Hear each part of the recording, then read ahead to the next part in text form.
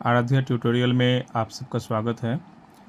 आज मैं आप लोगों से आईसीएसई एग्ज़ाम 2025 की जो बोर्ड की एग्ज़ाम है उसके लिए साहित्य सागर की किताब से जो महत्वपूर्ण पार्ट है, जो इम्पोर्टेंट पार्ट है, जो एग्ज़ाम में आ सकता है, उसके बारे में मैं बताऊंगा एक सजेशन के रूप में। आप इसे देख सकते हैं, फॉलो कर सकते हैं। मेरे हिसाब से जो इस बार सबसे महत्वपूर्ण पार्ट है 2025 का, वो है बात अठन्नी की, सुदर्शन जी के द्वारा लिखी हुई बात अठन्नी की। दूसरा सबसे महत्वपूर्ण पार्ट जो है वो है दो कलाकार, मन्नू भंडारी ने लिखा है इसे, दो कलाकार। उसके बाद मैंने महायज्ञ का पुरस्कार जो यशपाल जी द्वारा रचित है इसे रखा है, और एक एक्स्ट्रा भी मैंने दिया है काकी के रूप में, सियाराम शरण गुप्त जी द्वारा रचित है। तो सबसे पहला पार्ट है बात अठन्नी की, दूसरा इम्पॉर्टेंट पार्ट है दो कलाकार, तीसरा है महायज्ञ का पुरस्कार, और चौथा काकी। बात अठन्नी की जो पार्ट है सुदर्शन जी द्वारा रचित, इसे आपने बहुत अच्छी तरह से पढ़ा है। मैं फिर भी एक बार इसको समझा दे रहा हूँ। जैसे यहाँ पर रसीला जो है एक नौकर है इंजीनियर बाबू जगत सिंह का, जो बहुत ही ईमानदारी से उनके वहाँ नौकरी करता है। उनकी जो वेतन है मासिक वो है 10 रुपये। परिवार का खर्च अच्छी तरह से नहीं चलता है, फिर भी उसे इससे कोई जो है दुख तकलीफ़ नहीं है। वह चाहता तो कहीं और जाके नौकरी कर सकता था, पर जितना मान सम्मान उसे इंजीनियर बाबू जगत सिंह के यहाँ मिलता है उतना और कहीं नहीं मिलता, यह सोचकर वो कहीं और नहीं जाता है।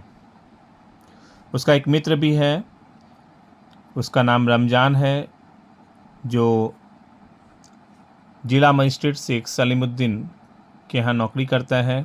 दोनों में बहुत मित्रता है। एक बार रसीला के घर में जो है बच्चे बीमार पड़ जाते हैं, तो वह अपने मालिक इंजीनियर बाबू जगत सिंह के पास जाता है, उनसे पैसे की मांग करता है, पर वे सख्त मना कर देते हैं और कहते हैं कि अगर काम करना है तो करो, वरना दूसरी जगह चले जाओ। तो एक दिन वह हैरान परेशान था और अपने दोस्त के पास बैठा था। तो दोस्त को जब पता चलता है, रमज़ान को जब पता चलता है, तो वह उसकी मदद के लिए आगे आता है और वह निसंकोच और निस्वार्थ भाव से उसकी मदद करता है। रसीला उसके सारे पैसे लौटा देता है, किंतु 50 पैसे अठन्नी जो है वह लौटाने में असमर्थ रहता है। इस बात का उसे दुख रहता है।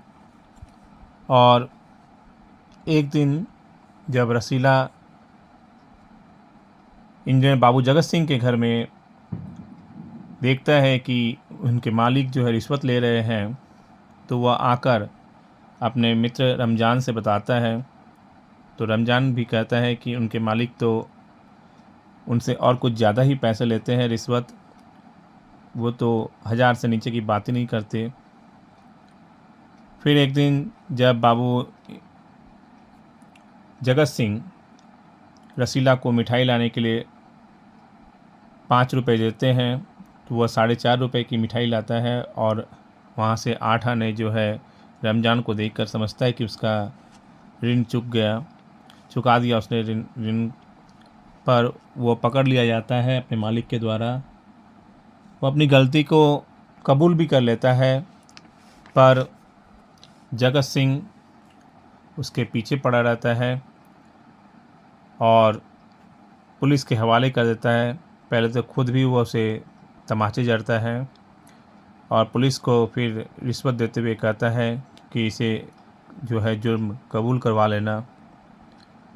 फिर जो है उसका ये जो अपराध है वो कोर्ट में, अदालत में पेश किया जाता है, जहाँ पर शेख सलीमुद्दीन उसे सख्त से सख्त सज़ा के रूप में 6 महीने की सज़ा सुनाते हैं। यह सब देखकर रमज़ान गुस्से से आग बबूला हो जाता है और कहता है कि यह इंसाफ नहीं, अंधेर है, सिर्फ़ एक अठन्नी की ही बात थी। और जहाँ पर रात के समय जब 1500 के चोर जो है नरम गद्दों पर मीठी नींद ले रहे थे, उस समय क्या होता है, जो अठन्नी का चोर है अर्थात रसीला, वो जेल की तंग अंधेरी कोठरी में पछता रहा था। तो बहुत ही आसान सरल भाषा में लिखी हुई यह कहानी है। इसे आप लोग अच्छी तरह से बार बार रीडिंग कीजिएगा, कम से कम 2 से 3 बार इसे पढ़िएगा, ताकि अंदर से कोई भी लाइन अगर उठा के दे तो उसको आप अच्छी तरह से लिख पाओ। उसके बाद 2 कलाकार है, मन्नू भंडारी की द्वारा रचित 2 कलाकार कहानी। यह भी बहुत ही अच्छी कहानी है। 2 कलाकार में अरुणा और चित्रा के माध्यम से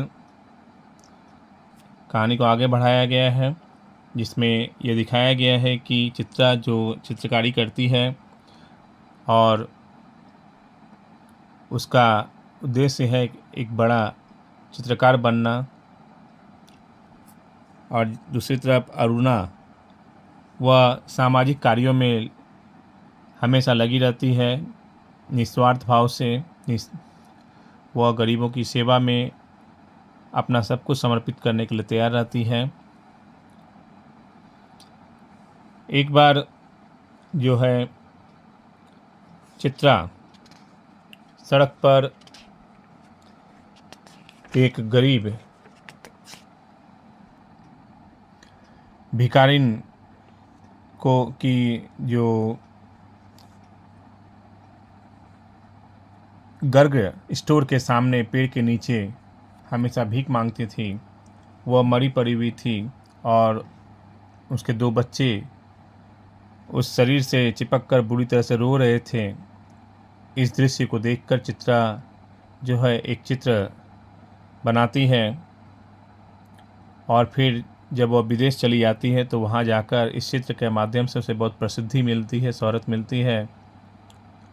किंतु वहीं दूसरी तरफ अरुणा उन्हीं बच्चों को अपने साथ अपने घर लाती है, उनका लालन पालन करती है, और फिर जब चित्रा वापस भारत लौटती है विदेश से और दिल्ली में उसके चित्रों की प्रदर्शनी लगी रहती है, तो ऐसे समय में अरुणा अपने उन 2 बच्चों के साथ उस चित्र प्रदर्शनी में जाती है, जहाँ बच्चे सभी चित्रों को तो देखते हैं, किंतु जब उन्हें उस भिखारिन वाली तस्वीर के सामने जब वो जाते हैं और उस चित्र को देखते हैं तो उनकी चेहरे पर एक उदासी छा जाती है।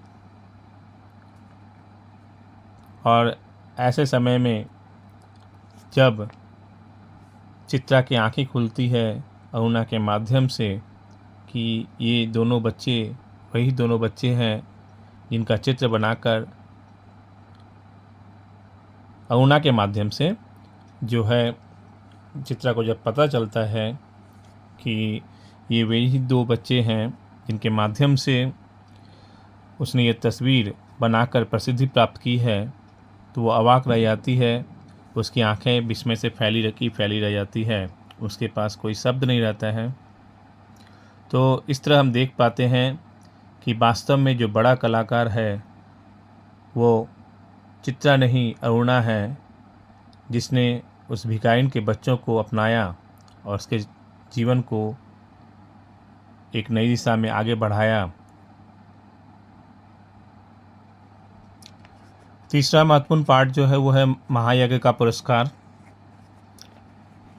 इसमें यह दिखाया गया है कि कैसे एक धनी सेठ जो अत्यंत विनम्र और उदार है, धर्मपरायण है, कभी जो वह बहुत बड़ा आदमी हुआ करता था, बहुत सारे यज्ञ करता था और उस समय यज्ञ का फल प्राप्त होता था। दान धर्म करने से जो है उस समय एक तरह का जो फल मिलता था यज्ञ का, उसे लोग क्रय विक्रय भी करते थे, खरीदते और बेचते थे। दिन फिरता है और वह धनी सेठ जो है गरीब हो जाता है। उसकी सारी संपत्ति जो उससे कोसों दूर चली जाती है। ऐसे समय में जब उन्हें पता चलता है कि एक और कोई सेठ है जो कुंदनपुर नामक नगर में रहते हैं, लोग उन्हें धन्ना सेठ कहते हैं और उनकी सेठानी को एक दैवी शक्ति प्राप्त है जिससे वे तीनों लोगों की बात जान लेते हैं। तो उनके पास वो अपना जो है एक यज्ञ बेचने के लिए तैयार होते हैं।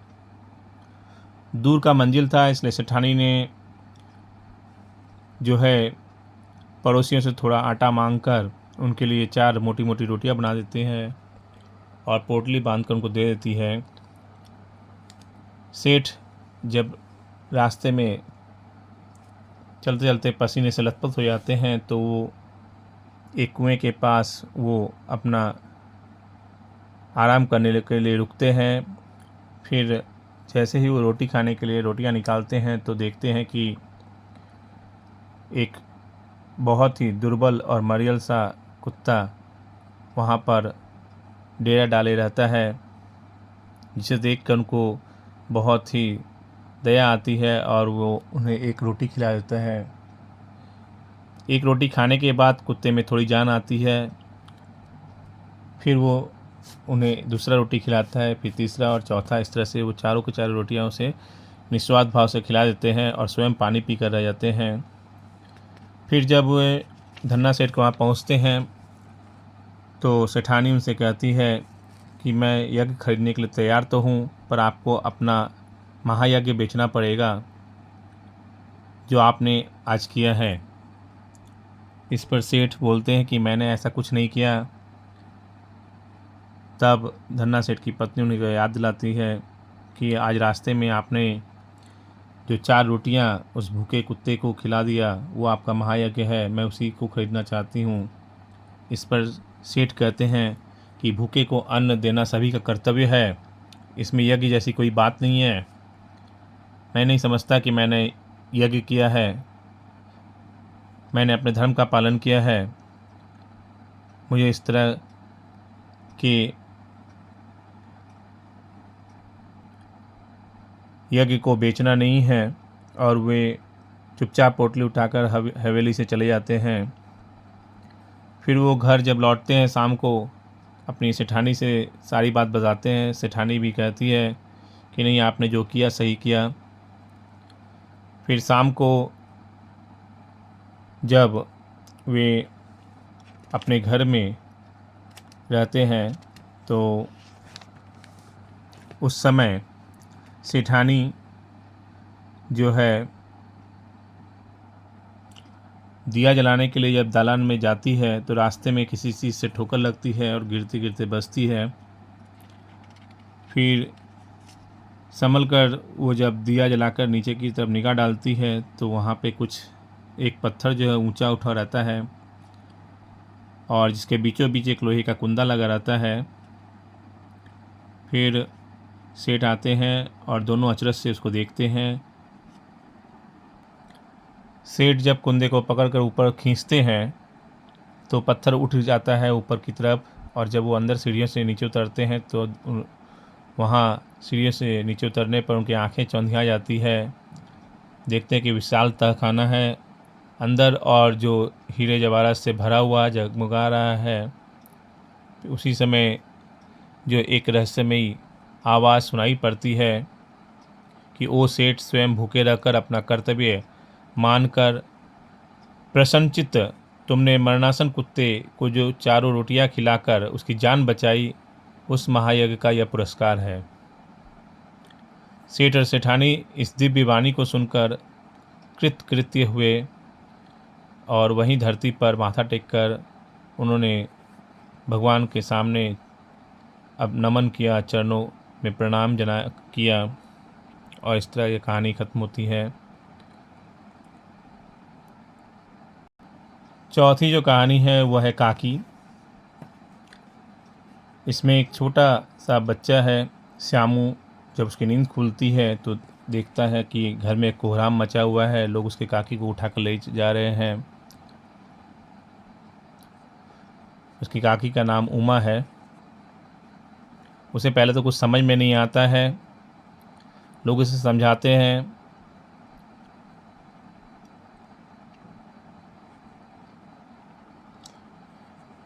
कि उसकी काकी जो है मामा के यहाँ गई है, परंतु अबोध बालक जो है कब तक अबोध बनकर रहेगा। एक दिन जब उसे पता चल जाता है कि उसकी काकी जो है वो राम के यहाँ गई है, तो वह बहुत ही उदास रहने लगता है, शांत सा हो जाता है। फिर एक दिन जब वो आसमान में पतंग को उड़ते हुए देखता है तो उसके अंदर एक भावना उत्पन्न होती है। वह सोचने लगता है कि मैं पतंग के माध्यम से अपनी काकी को आसमान से नीचे उतार सकता हूँ। यह सोचकर वो अपने पिता विश्वेश्वर के पास जाता है और उनसे पतंग खरीदने के लिए पैसे मांगता है, किंतु पत्नी वियोग में वे अनमनस्क होकर उसे मना कर देते हैं, डांट कर भगा देते हैं। फिर वह जो है अपने समवयस्क दोस्त के पास, साथी के पास, जिसका नाम भोला है, उसको जो है अपने पिता के कोट की जेब से चवन्नी निकाल कर देता है पतंग और डोर मंगाने के लिए। फिर वो पतंग और डोर लाता है, जिसे वो लोग क्या करते हैं, एक कमरे में बैठकर वहाँ पर जो इसमें डोर बांधते हैं। भोला जो है बहुत समझदार है, श्यामू से अधिक समझदार है। वो कहता है कि बात तो बहुत अच्छी है, परंतु एक कठिनता है कि यह डोर पतली है, इसे पकड़कर काकी उतर नहीं सकती, इसके टूट जाने का डर है, इसके लिए मोटी रस्सी चाहिए। तो श्यामू गंभीर हो जाता है। फिर वह सोचने लगता है कि और पैसे लगेंगे। फिर वह जाकर अपने पिता की कोट से 1 रुपया निकालता है और भोला को देता है। फिर जो है वो जब कागज़ में बैठकर काकी लिखकर उस चिट को पतंग के साथ लगाता है, उसी समय जो है अकस्मात जो शुभ कार्य में, ये जो शुभ कार्य कर रहे थे लोग, अपने अच्छा काम कर रहे थे, श्यामू अपनी काकी को भगवान के यहाँ से आसमान से नीचे उतारने का जो प्रयास कर रहा था, उसमें बाधा बनकर विश्वेश्वर उपस्थित हो जाते हैं और अपने कोट से पैसा निकालने के जुर्म में दोनों बच्चों को बहुत डांटते हैं।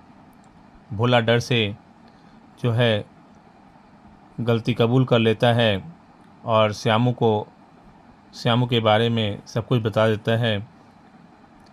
फिर श्यामू को विश्वेश्वर जो है गुस्से से 2 तमाचे जड़ जाते हैं और फिर उसका पतंग जो है वो फाड़ देते हैं। फिर पतंग के फटे हिस्से पर जब उनकी नज़र पड़ती है जिसमें लिखा हुआ था काकी, तो यह देखकर वे हतबुद्धि हो जाते हैं। उनका सब जो है मतलब दिमाग जो है वो अस्त व्यस्त हो जाता है, सोच पाने की अवस्था में नहीं रह पाते वो। उन्होंने ये फटी हुई पतंग उठाकर देखी कि उसमें क्या लिखा हुआ था, काकी। तब उन्हें बहुत ही दुख होता है और अपनी सोच पर उन्हें वो स्वयं को कोसते हैं, किंतु अब पछतावे के अलावा उनके पास कुछ रहता नहीं है। तो ये जो चारों पार्ट है बात अठन्नी की, दो कलाकार, महायज्ञ का पुरस्कार और काकी। इन पाठों को आप कम से कम 2 बार तो अवश्य पढ़ें, कम से कम 2 बार, अधिक से अधिक आपको जितना समय मिल सके पढ़ें और इसको अच्छी तरह से तैयार करें। यह इस साल 2025 के लिए बहुत ही महत्वपूर्ण पाठ है, ध्यान दें इस पर।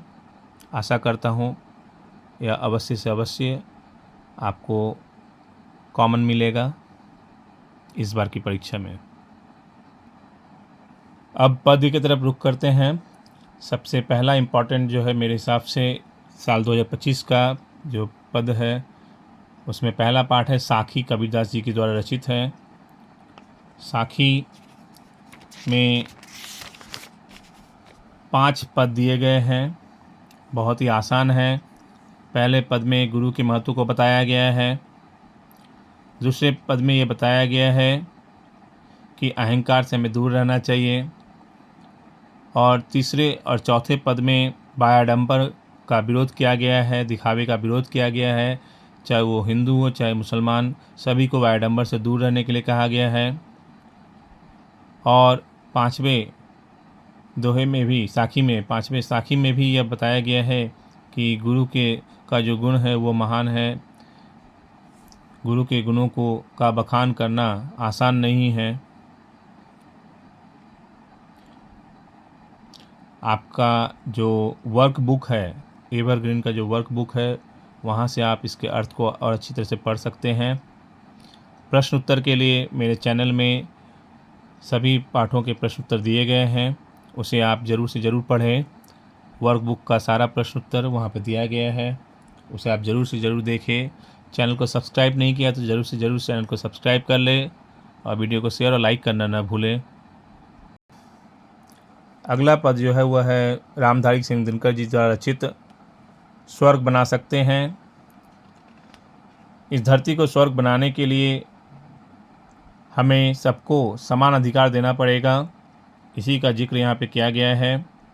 जब सभी को समान अधिकार प्राप्त होगा तो इस धरती को स्वर्ग बनाना आसान होगा और धरती पर किसी भी तरह का अन्याय नहीं होगा। इसे आप लोग ठीक से पढ़ेंगे। प्रश्न उत्तर मेरे वर्कबुक में दिया गया है। वर्कबुक का सारा प्रश्न उत्तर मेरे चैनल में है, तो इसे चैनल में ज़रूर देखें। नेक्स्ट जो महत्वपूर्ण पद है वह है मातृ मंदिर की ओर। सुभद्रा कुमारी चौहान जी द्वारा रचित है मातृ मंदिर की ओर। इसमें यह दिखाया गया है कवयित्री के माध्यम से कि भारत भूमि जो अंग्रेज़ों की गुलाम थी उस वक्त, ऐसे समय में भारत माँ के मंदिर की ओर, भारत माँ को स्वाधीन करने के लिए कवयित्री विचलित रहती है और माँ से मिलने के लिए वो ललायित रहती है। कैसे वो मातृ मंदिर की ओर पहुँचेगी, माँ से मिलेगी। रास्ते में बहुत ही कठिनाइयाँ हैं, बाधा बहुत सारी है और मातृ मंदिर का जो पथ है वो बहुत ही दुर्गम है। तो कैसे वो वहाँ पहुँच सकती है, इसका जिक्र यहाँ पे किया गया है। इसे आप लोग अच्छी तरह से पढ़ेंगे। वर्कबुक में भी अर्थ दिया गया है, एवरग्रीन के वर्कबुक में, और वर्कबुक के सारे प्रश्न उत्तर मेरे चैनल में मैंने लिखकर पहले ही पोस्ट कर दिया है, तो आप लोग उसे ज़रूर से ज़रूर देखें और वीडियो को शेयर और लाइक करना न भूलें। चैनल को सब्सक्राइब ज़रूर करें। एक और है गिरधर कविराय की कुंडलियाँ। ये भी बहुत ही महत्वपूर्ण है इस बार के आईसीएसई बोर्ड के एग्ज़ाम के लिए 2025 के। इसे भी आप लोग ज़रूर देखें। इसमें लाठी के गुणों की चर्चा की गई है कि लाठी को हमेशा अपने साथ रखना चाहिए, किन किन परिस्थितियों में वो हमारे काम में आ सकता है। फिर दूसरे वाले कुंडली में कंबल की विशेषताओं का वर्णन किया गया है कि क्यों हमें कंबल अपने साथ रखना चाहिए। तीसरे वाले कुंडली में गुण के बारे में बताया गया है कि सभी गुण को चाहते हैं, अवगुणी को कोई नहीं चाहता। चौथे वाले में यह बताया गया है कि जब तक हमारे पास पैसे रहते हैं सभी हमारे साथ रहते हैं, और जब हमारे पास पैसे नहीं रहते तो कोई हमारा साथ नहीं देता। तो जो सच्चा मित्र है उसकी पहचान कब होती है इसकी भी जानकारी यहाँ से हो जाती है। 5वें कुंडली में यह दिया गया है कि हमें हमेशा जो समर्थ एवं बलवान व्यक्ति का सहारा लेना चाहिए। जिस प्रकार से मोटे वृक्ष के पत्ते आंधी तूफान में भले ही झड़ जाए किंतु वृक्ष जो है वो बना रहता है, किंतु अगर वो पतला दुबला पेड़ हो तो जड़ समेत उखड़ सकता है, हमारी रक्षा नहीं कर सकता, हमें छांव नहीं दे सकता।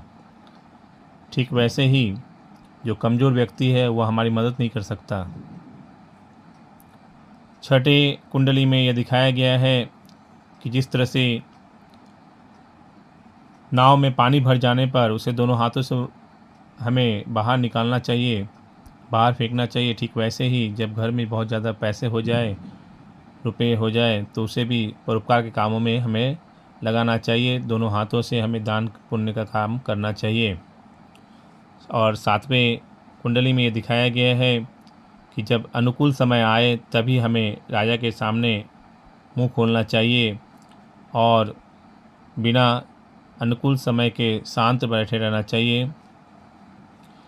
तो ये जो है कुंडली, इसके अर्थ आप एवं इनके वर्कबुक में भी आप अच्छी तरह से देख लीजिएगा। और वर्कबुक के सारे प्रश्न उत्तर का जो है मैंने पहले ही पोस्ट कर दिया है अपने चैनल पर, इसलिए आप उसे ज़रूर से ज़रूर देखें और चैनल को सब्सक्राइब ज़रूर से ज़रूर करें। तो इस तरह से मैंने पद्य के लिए साखी, स्वर्ग बना सकते हैं, मातृ मंदिर की ओर और गिरधर की कुंडलियाँ, इन चारों पाठों को महत्वपूर्ण माना है। आशा है आप इसे समझे होंगे। चैनल को ज़रूर से ज़रूर सब्सक्राइब करें, वीडियो को शेयर और लाइक करना ना भूलें। धन्यवाद।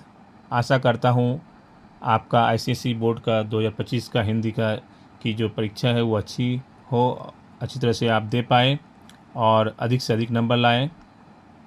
इसके अलावा जो है निबंध पर आप ज़्यादा ध्यान देंगे, निबंध लिखने में आसान होता है, उसमें जो है आप अच्छी तरह से लिख पाएंगे निबंध। चित्र लेखन में अलग अलग परिस्थितियों पर निर्भर करता है। और पत्र उसके बाद है एक औपचारिक एक अनौपचारिक पत्र। मेरे चैनल में बहुत सारा औपचारिक और अनौपचारिक पत्र दिया गया है, उसे भी आप ज़रूर देखें। फिर बात आती है MCQ व्याकरण की, तो उसे आप अच्छी तरह से तैयार करें। अंदाज में ही जो है आपको टिक नहीं लगाना है, थोड़ा पढ़कर तैयारी करके रखिए। अपठित गद्यांश के सारे प्रश्नों के उत्तर आपको गद्यांश में ही मिल जाएंगे, उसे बार बार पढ़ें। जब आपको प्रश्न पत्र मिलता है उस समय उसे ध्यान से पढ़ें और अपने दिमाग में उत्तर को थोड़ा बनाने की कोशिश करें और फिर उसे लिखें। जहाँ तक बात है गद्य और पद्य की, तो 2 आपको गद्य के उत्तर देने हैं और 2 आपको पद्य के उत्तर देने हैं। गद्य में 3 प्रश्न रहेगा, पद्य में 3 प्रश्न रहेगा। तो गद्य से 2 और पद्य से 2, 2 + 2 + 3 + 3 मतलब 10 और 10, 20 मार्क्स गद्य से और 20 मार्क्स जो है पद्य से आपको उत्तर लिखना है। इस तरह से कुल 40 नंबर के जो है साहित्य सागर से आपको प्रश्नों के उत्तर लिखने हैं। आशा है आप समझ गए होंगे। बेस्ट ऑफ लक, आपका एग्ज़ाम अच्छा हो। धन्यवाद।